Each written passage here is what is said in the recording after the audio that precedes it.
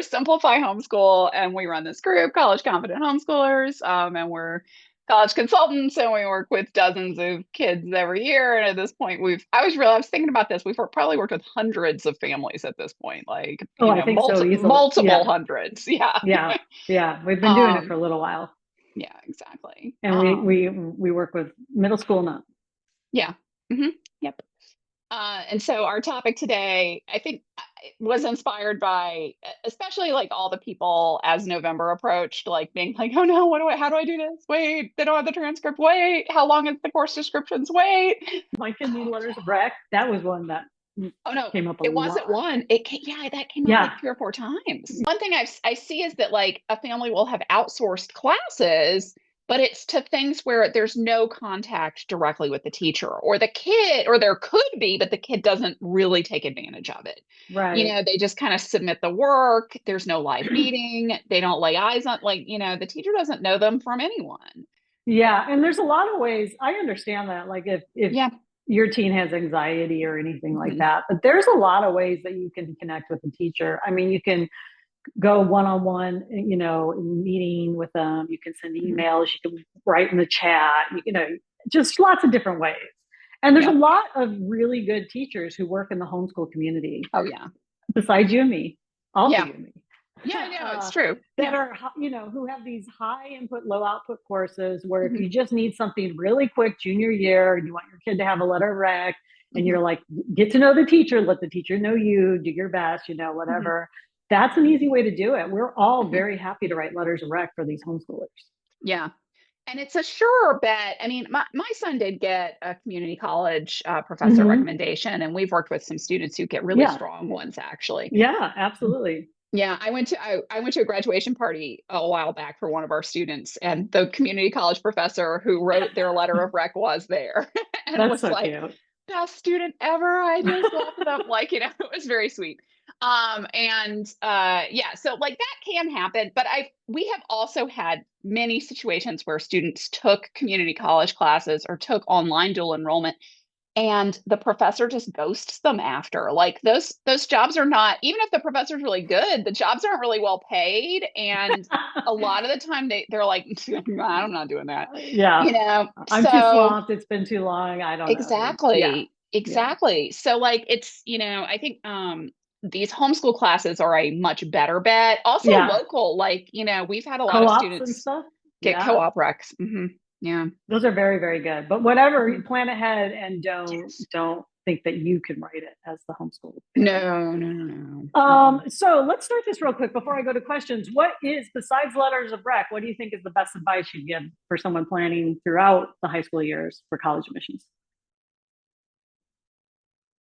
I don't know. You sprung it on me. I'm trying to think I the mean, I thought you best. would know what I was going to I ask mean, I about. can talk. What do you have something in mind for that? Because let me think Oh about no, it. that's why I was asking you.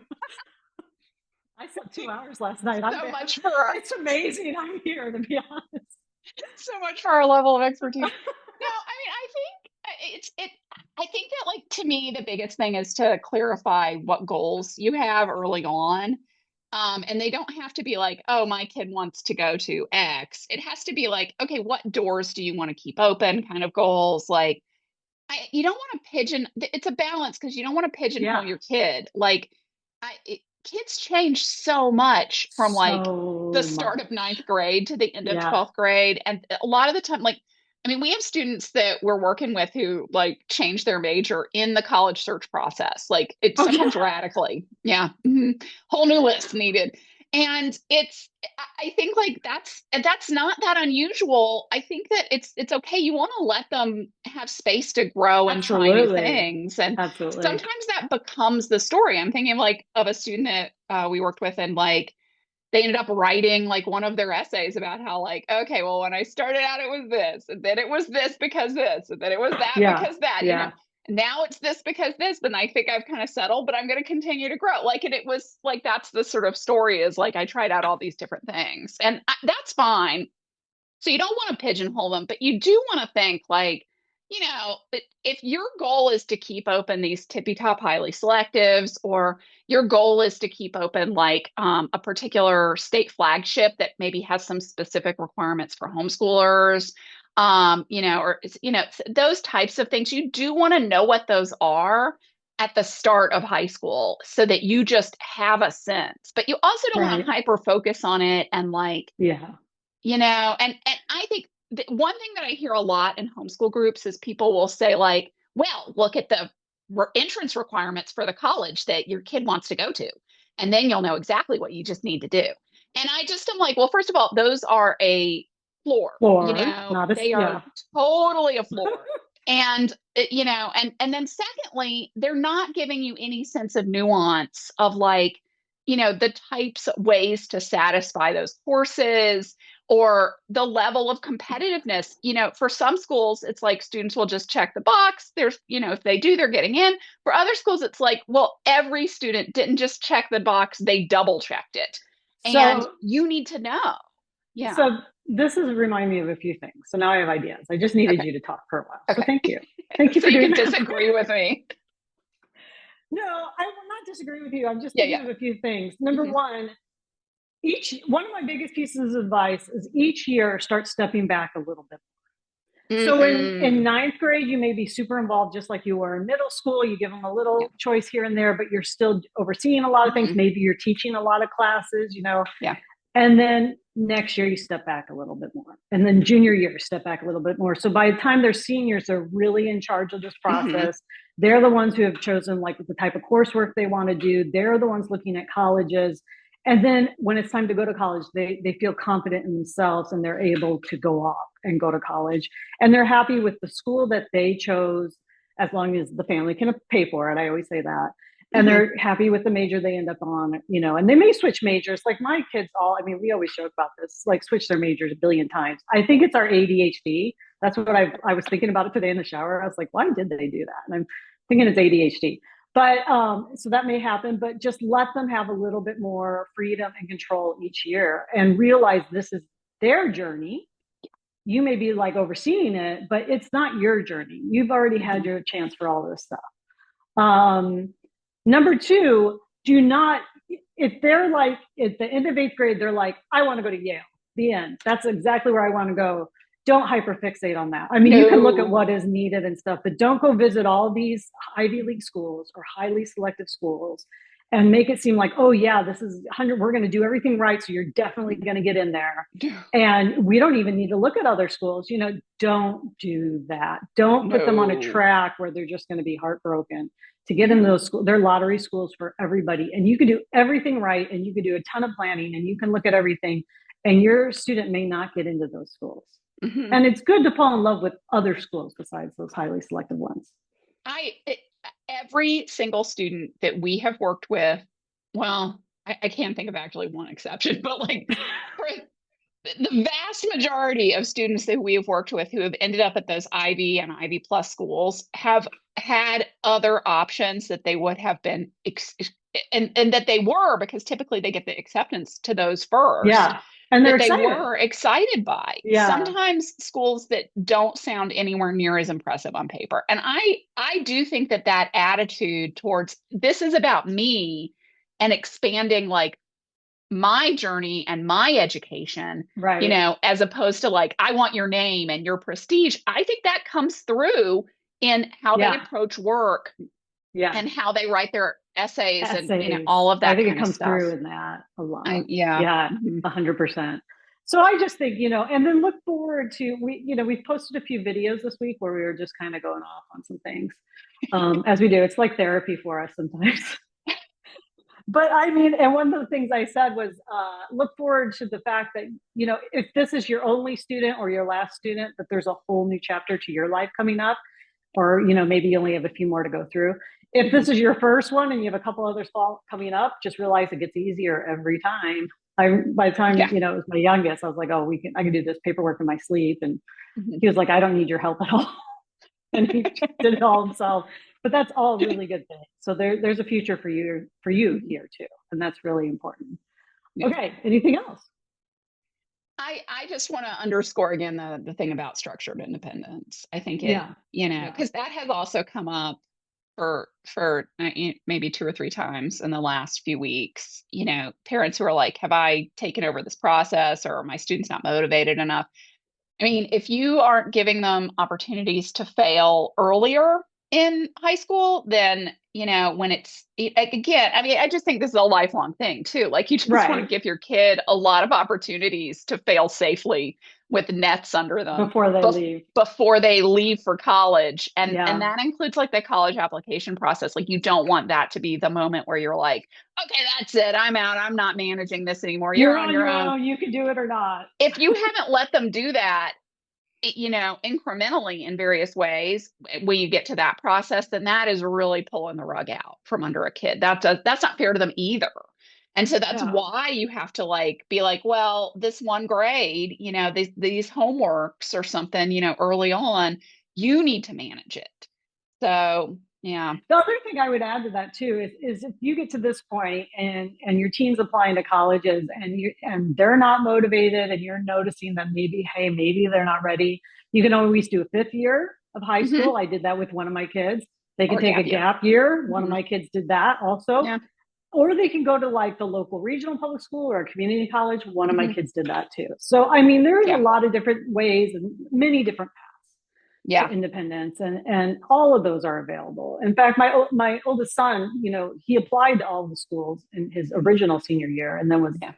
like, no, this isn't working, and then took an extra He had year. good That is acceptances too, but yeah. Oh no, he he had made a really good different acceptances. choice. Yeah. Yeah, Hmm. yeah, and that was really him making that choice, not me. Hmm. uh okay, so questions, should we go to questions? Is that Yeah, I mean, my guess is that a lot of the questions may be about paperwork and things, which is also important, but like I do think these big global things are kind of that's the bigger perspective to me. We okay? could I have go so no, I have so many places where I have questions now. I have to find them all. I ADHD can't even find my. questions. I can't even find my. Why am I in charge of questions with my ADHD? Okay, here's one. Okay. I'm going to start with today's, but then everyone who posted from a week ago, I will find those. I just can't find them yet. Um, okay, there's your question, Farah. But Oh, that was not a real question. yeah, you were begging people to ask questions. Okay. Advice in general for doing college prep on the practical level, not just what looks good on an application or what will increase odds of admission. What's your advice for helping our kids be truly successful in college, especially in demanding majors? I Hmm. have to change glasses, so that's the first thing. Okay. Um, I will say one thing, that high school has gotten so crazy in Hmm. America, Yeah. even for homeschoolers. I mean, Yeah. and the amount, all of my kids were shocked almost when they went to college, Yeah, and mine they too. about how much free time they had, even with demanding majors or Yeah. uh, they're just like, wow, high school was so hard. And Yeah. I never had any time. It was activities and AP courses and dual enrollment Hmm. and doing all these things. And now it's like they almost don't know what to do with some of their downtime. Yeah. I mean, I that happened to a family I know, not homeschoolers, but the kids were just super overscheduled. And I mean, really busy, really successful, but Yeah. successful with a lot of guardrails and just with a ton of stuff. Mm-hmm. They went off to college. They no longer were doing their sports. The activities were kind of like, well, because you're not trying to get into college anymore.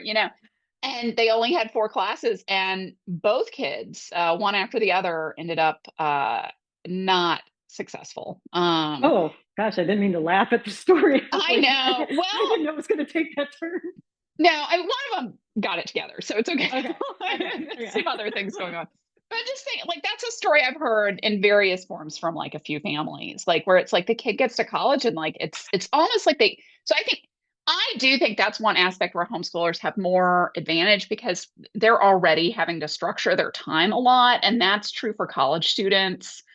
Um, I mean, this kind of came up today. Somebody was asking. I think it's important to have had outside courses, at least one or two, where it's relatively demanding and you Yeah. have to understand what the teacher wants. And Yeah. because that's just a skill you're going to have in college. And I'm not saying like, oh, therefore you should put your kid in a class with a teacher who's, capricious and random and not good. Like, you don't want that. But you do want something where it's like, okay, the grades aren't easy, the work is kind of hard, the deadlines are firm, like, or they have to work with the teacher in some way, like, and they have to understand those things so that it's not all just kind of spoon-fed content. Like, Yeah. you want to have things that are challenging like that because when they get to college, if they haven't had that experience, that's a problem. Like, So that's yeah. reminding me of another thing. I think one of the things that we do today as parents, especially in homeschooling, but just in general, is if a kid doesn't like something, you Mm, want to fix it immediately. yeah. So there's a class I don't like, or I don't get along with this teacher, or it doesn't vibe with where I land politically, or anything like that. I think sometimes making the kids stick with those courses, regardless, or at least one of them, is Yeah. actually really good for them. When they get to college, they may not be able to drop every class that they do not like. And they may Yeah. have to put up with teachers that they don't get along with, Yeah. and they may have to deal with different political viewpoints once they get there Hmm. and stuff. And so having a little practice with that during high school, I think goes a long way for when they get step on a university. I mean, this is the new buzzword in college essays this year, I've noticed, is that a lot of schools want to know, what do you do when you don't agree with someone? Like, tell us Mm-hmm. about a time when someone was excluded and what did you do?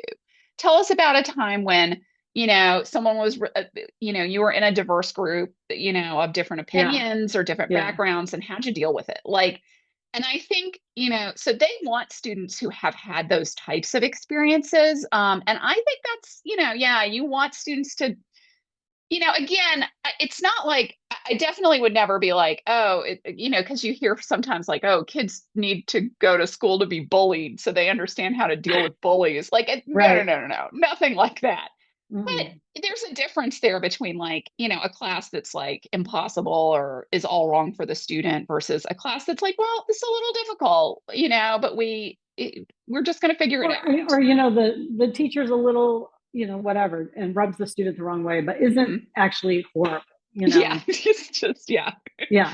Yeah, I Mhm. think it's worth it just sticking a few of those out, really, Yeah. those courses. I mean, the other stuff too is I do think like, we're often kind of down with families on like, okay, you don't need, you shouldn't do health every year or like, Mm-hmm. personal finance instead of math senior year or something. Like we're often like, no, because that doesn't look that great academically.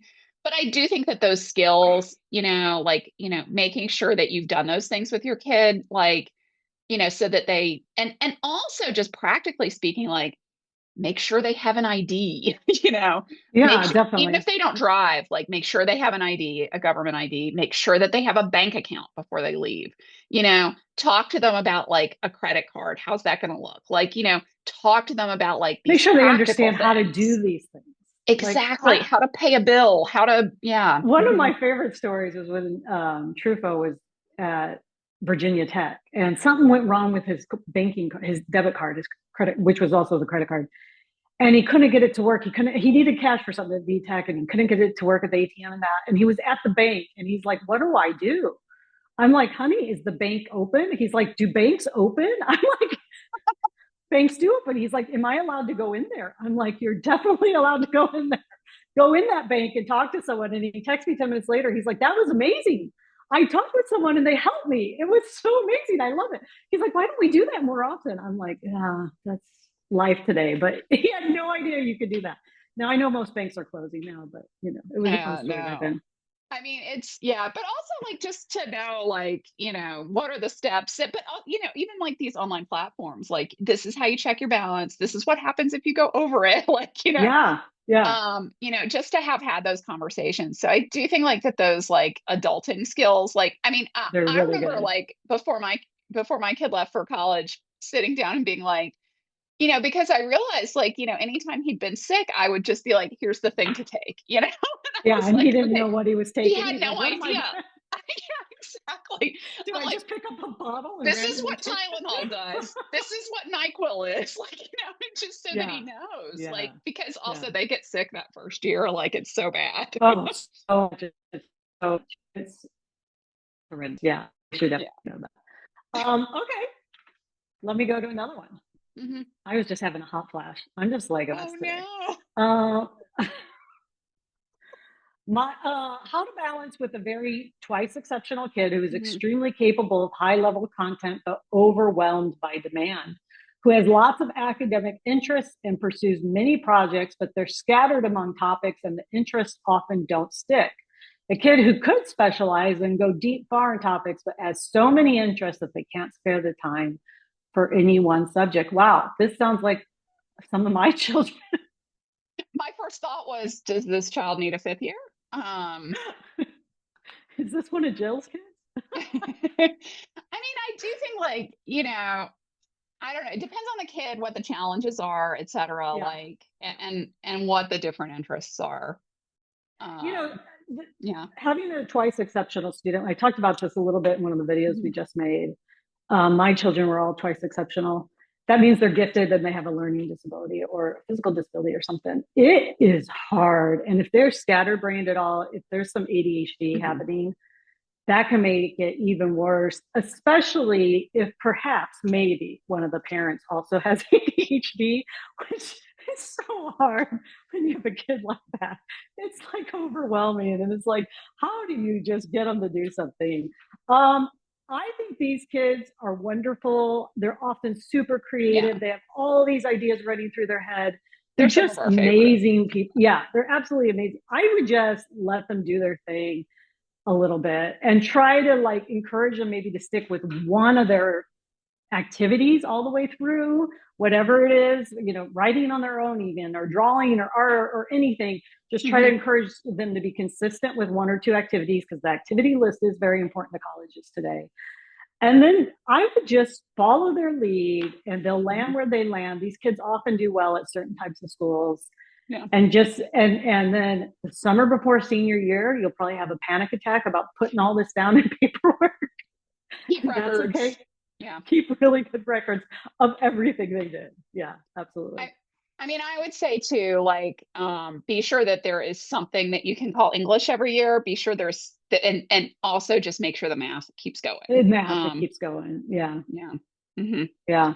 And then, I mean, I don't know about this specific person, but like sometimes these Hmm. kids need to be retested in high school for any learning, like Yes. sometimes different learning disabilities come up. Sometimes they Hmm. need some medication. These are all, make sure that they are ready and don't feel overwhelmed when they go to university. Yes. I would agree with that. Hmm. Okay. All right. I have so many windows open. Okay. Um, Submitting the paperwork when it can't go through Common App. Some colleges are a mess on this front. That's true, Hmm. especially this year. And it would Yeah. be good for there to be a small coverage of this topic. You know, it's weird this year, I have to say. I'm the first thing I'll say is that like there are certain voices in the group that are like the Common App is stupid, it's too complex, don't do the Common App, don't do the Common App. If you're not going to do the I Common love your App, acting for I love your voice acting for Okay, oh go on, yeah, sorry. I should Disney is going to hire me to do a voice soon, clearly. Clearly your word. That's My your word, word. I know. That's me mocking myself. But I Clearly. guess like it's, sometimes you can, and sometimes there are reasons to use these other applications. And sometimes you use the Common App and they just are still like persnickety about the paperwork. But like, Yeah. oh, this year I feel like there's been a lot of people who kind of made their own problems in our group who kind of mentioned things. I'm like, well, why I did would you do it say that way? Like, I mean, the Common App, if the Common App is available, always use it. It's always the use it. easiest way to do it. It's And always, and now that they do direct admissions, like even if your yeah. student has like really modest goals, it's going to make it easier because like But that was my one hesitation about direct admissions before. yeah, It but was the I want to say paperwork. one thing is that if your student applies and then they get their portal and they set it up, and then in the portal it says the transcript has not been received. First of all, give it a few days because those things Yes. do not get updated Hmm. immediately.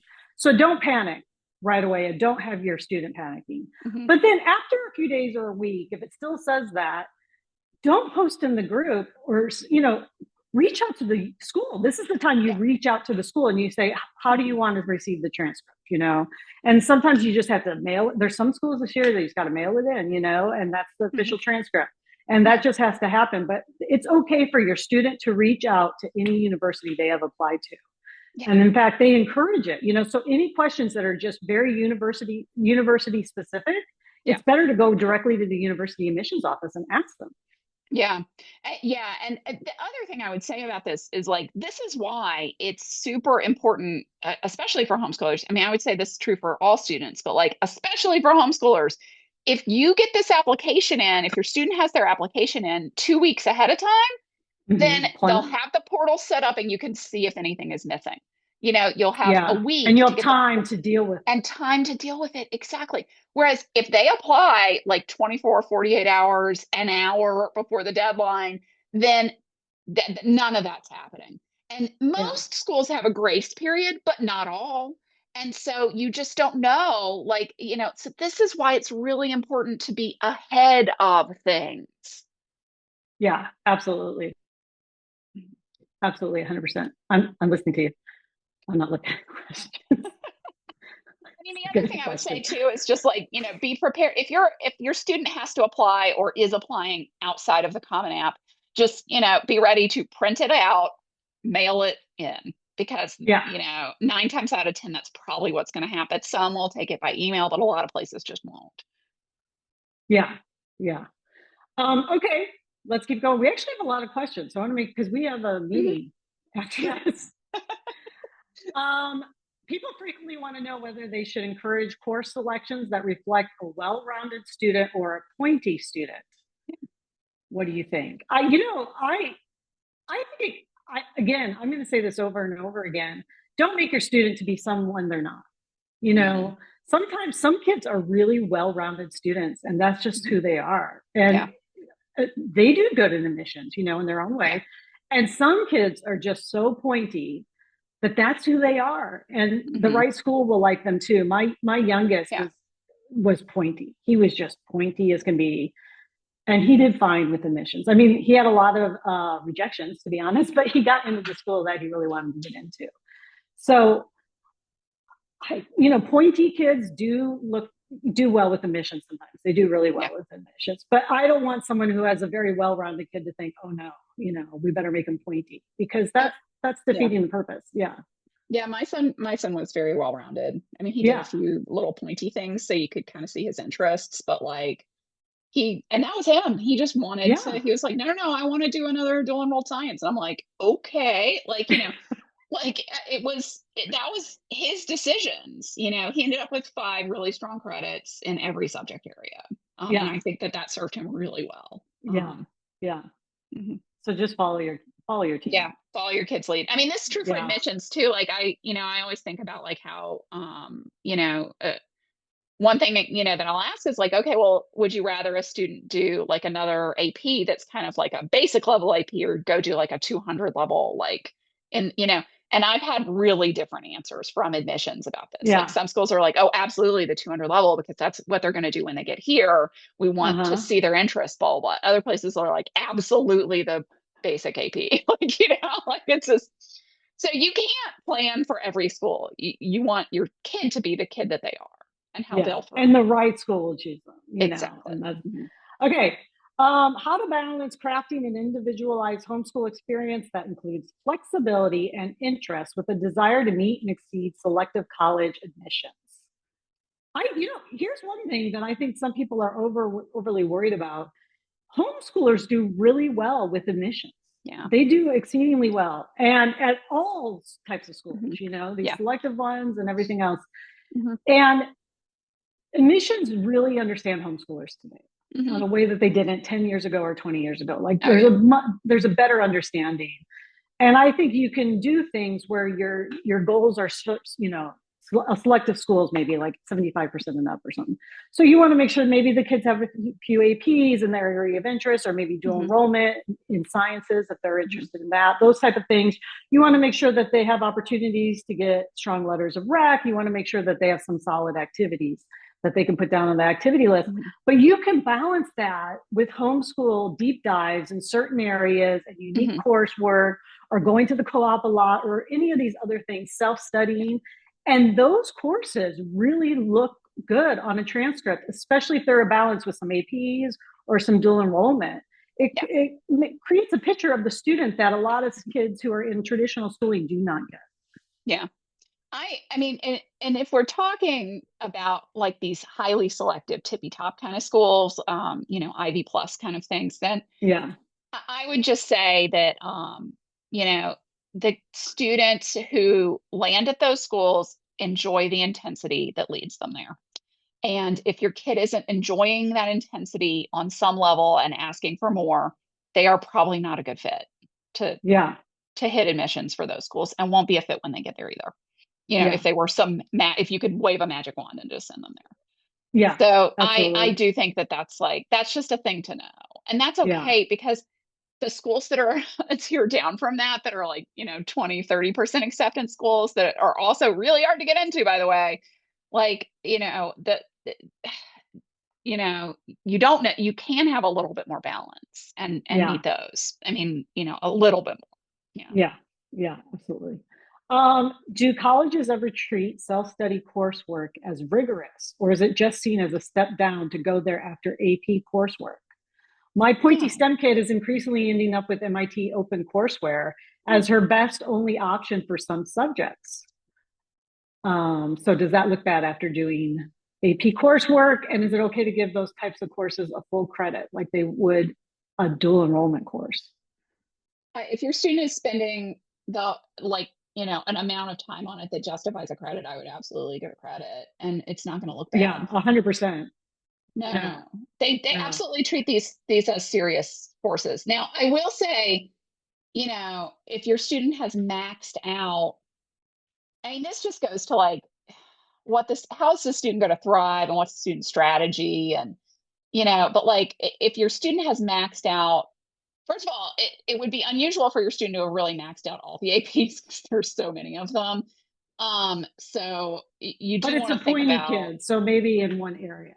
yeah, if your student has then I still would look for some sort of like outside mentorship, or whether that's in the activity list or in the coursework, like, see if there is like, second level, 200 level classes like that the student can take in addition to these courses. I mean, it just, again, it depends on This depends. this also goes to, we didn't talk about it too much, but really thinking long term about planning. You don't want your kid to get to the tippy top of coursework in ninth or 10th grade, because Hmm. then where do you go from there? Yeah. Where do you go from there? And that's something you need to think about. Now, Hmm. if this is a pointy student and they went really far in math and now they're doing, or science and now doing MIT courses, I don't think that always looks bad at all, No, not no, at no, all. no. And in It looks fact, good. again, because they've already checked the boxes with all the AP coursework in that area and they Hmm. need something more to do. So I Yeah. think that's absolutely okay. They can do a senior research project too, Hmm. or I like your idea of working with a mentor or anything like Hmm. that to show Yeah. that they're still moving on in this area. Yeah. And also, yes, absolutely, that should be a credit if they're spending the time on Oh, it. yeah. It's not going to Hmm. look like padding or anything like that. No. Okay. Oh, what suggestions do you have for teens who are absolutely not interested in the college admissions grind or the race for competitive university spots? My sophomore has chosen a manageable DE enrollment path with 2 courses a semester, math on con, and a lot of self directed learning. I'll be able to write him a transcript with 4 years English, math, science, history, and most other pieces covered as well.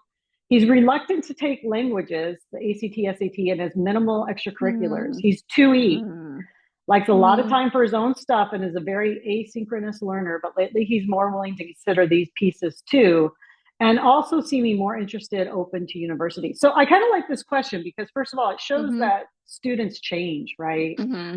And so maybe earlier he was like, no, I don't want to do any of this. And now he's starting to change a little bit and seeing a bigger picture and everything.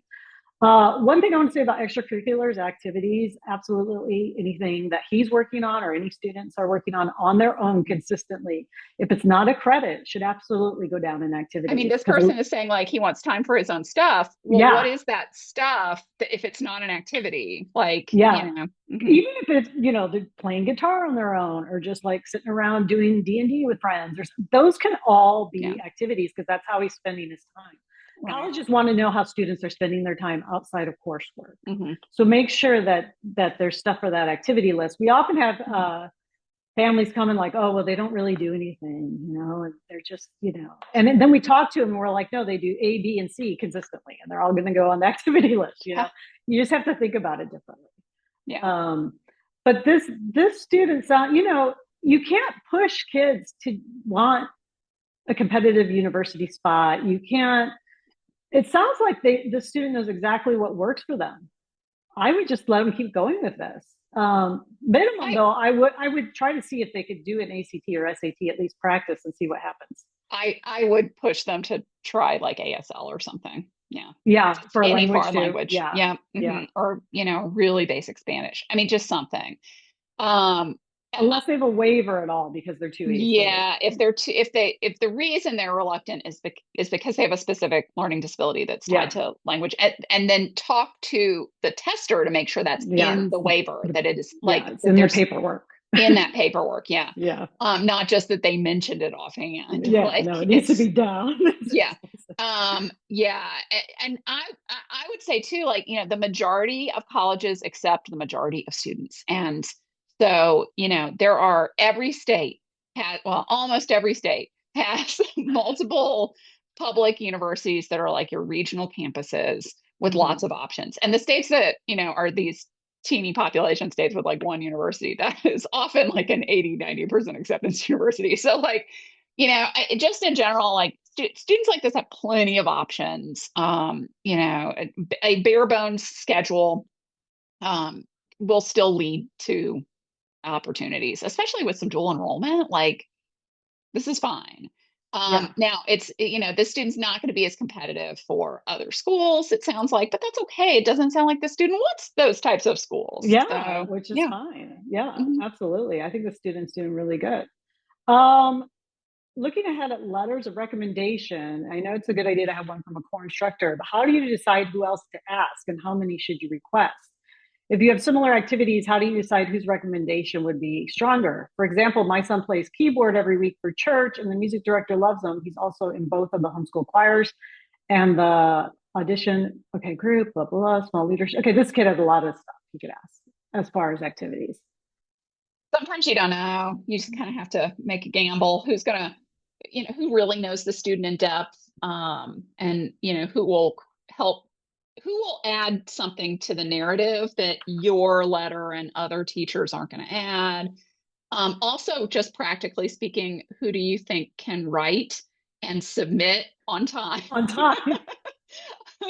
um, who has their stuff together, and seems like they're highly literate, like because it just, um, Who also won't be overwhelmed with like maybe if there's one of those uh, leaders or teachers or whatever who has experience writing letters of rec with the Common yeah, App, because sometimes we get a lot of questions like this person doesn't even know how to do this, yeah, like they're so overwhelmed. If they're familiar with it, that's good.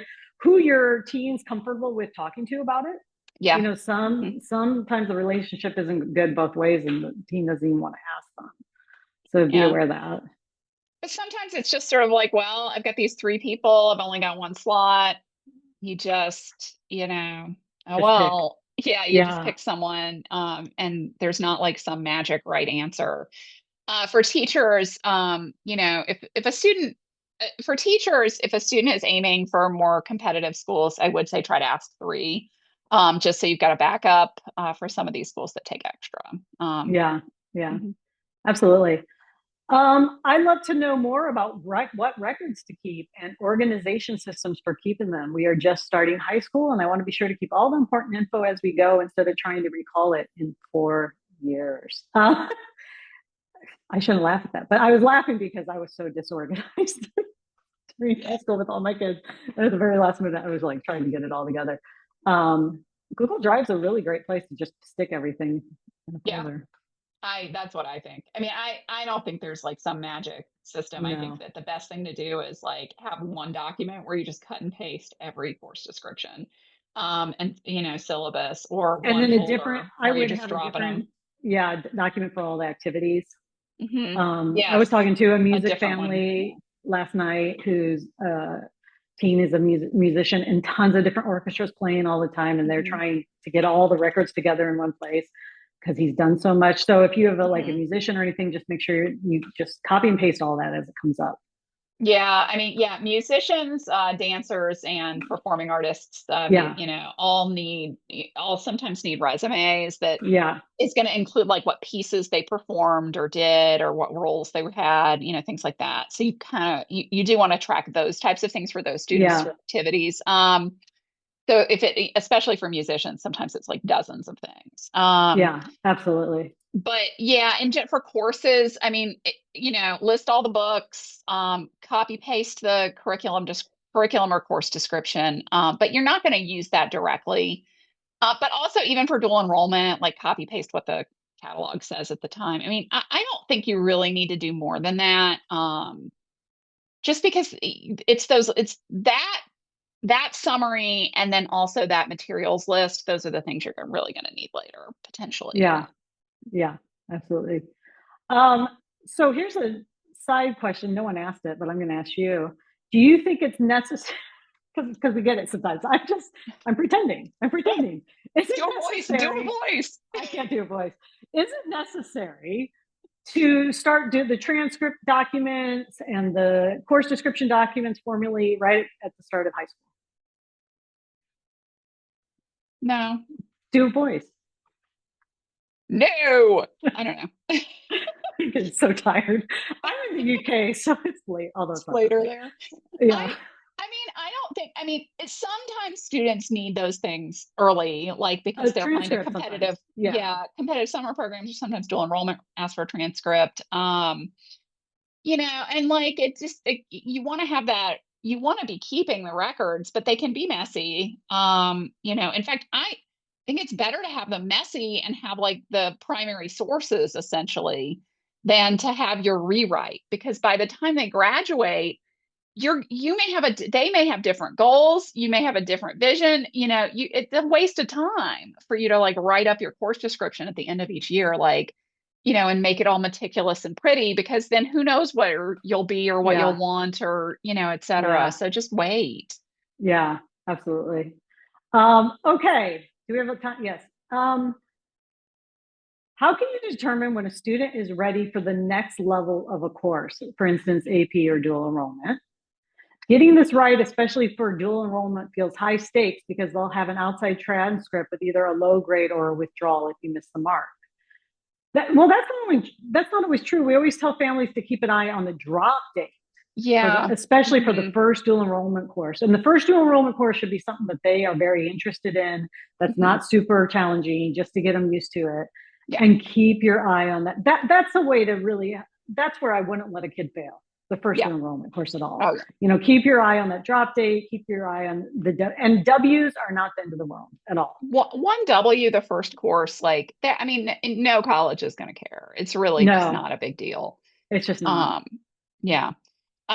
It I mean, you also, this is a reason to start, by taking like one course in 10th grade or something, like, or one course over the summer when there's a little bit more time for it, or like one, so just to start with that.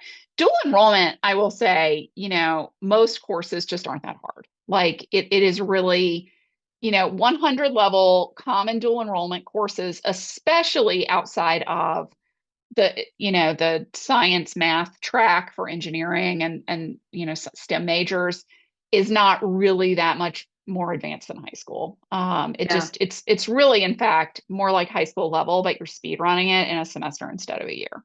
yeah, um and that's just the brutal truth of it, like, and it's often yeah, a lot easier than APs.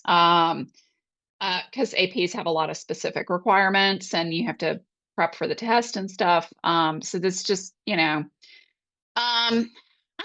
APs, I think it's, has to do with the where you're going to take it. I mean, some are leaner and some are more robust. And I do think that like for any of the humanities APs, and even for some of the science ones, like your yeah, student really needs to be able to write quickly, and fluently, like without a lot of hesitation, yeah, and just generate, their thoughts onto paper, and in an organized way. That is to me the number one thing they have to be able to do. And they also need to Yeah. be able to read and take in information quickly and know how to study. But once they can do those things, like, Once they learn it. Yeah. it's not such a big step up. No. Well, this is interesting because we just got another question that kind of plays into this. What Mhm. advice would you give me regarding my 10th grader? She's a gifted writer and loves reading. This year, she's taking two AP classes, English and psychology. Unfortunately, she got very sick at the beginning of the school year and fell behind. On top of that, she struggled with writer's block, which impacted her ability to keep up with the AP English assignments. Despite the challenges, she refused to drop the class because she says she's learning a lot and truly values the content. We've already registered her for the AP exam and she's continuing to work through the assignments, but she's still behind. Her teacher has been flexible and supportive, but at this point, she's not able to keep up with the full course load at the same pace as the rest of the class. She's planning to dedicate time during winter break to catch up. My questions are, how should we handle this on her transcript if she doesn't complete all the coursework on time? If she takes the AP exam but it's behind on class assignments, how might that impact her course? And would it still be considered an AP course if the content was completed on a slightly extended timeline? That's I a good think the question, I actually. think the extended timeline's okay. I mean, I would I do move to too. audit. I would talk to the provider about auditing. Yeah. And I don't know who the provider is, but there's a certain Yeah. class I'm thinking of where it can be quite overwhelming. Sometimes they're able to lessen the course load. Mhm. So you could always ask about that. How it'll impact taking the AP exam, that's hard to say. It just depends on the Yeah. student. But AP exams are low stakes. Like, just go take it Yeah. and Very see low what the score stakes. ends up being. Yeah. It's the course that helps with college admissions, and the score helps more once you get there.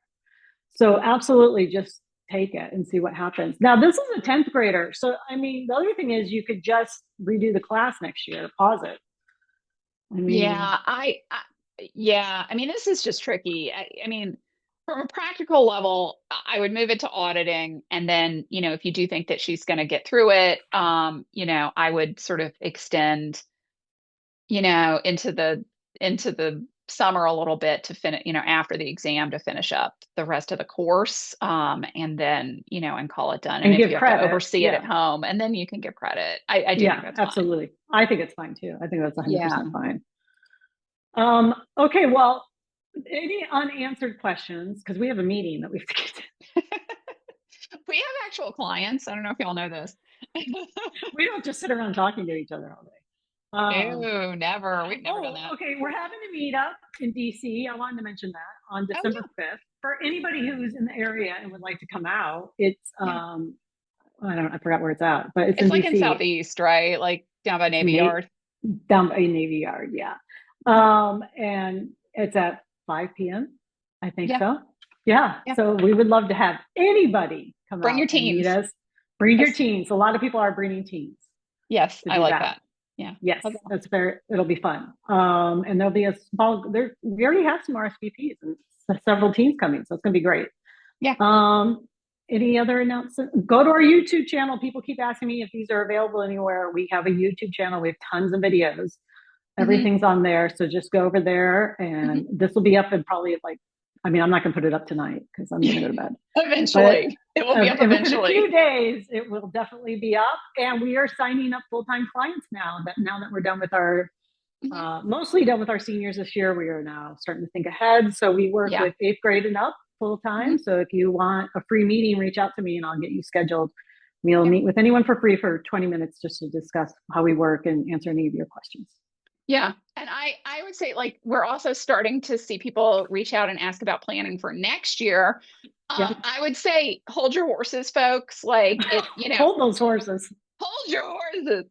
Hold your Um, horses. I mean, we're happy to chat with you about planning ahead and getting on the schedule and things like that. But, like, I don't we even have my courses planned at MOF. So I know, yeah, yeah. so many providers like Yeah. aren't like haven't I think ours will be announced. up in February. So Yeah, a lot of yeah. places won't be up until February. So Yeah. I would just sort of hold off on that a little Yeah. bit, Agreed. unless you have a real specific reason. So, but Yeah. yeah. Come Okay. January, we're happy to meet and start Yeah, planning. January, that's when we really start Yeah. those. Okay. Okay. Thank you. All right. Bye. Okay, I'm hitting stop.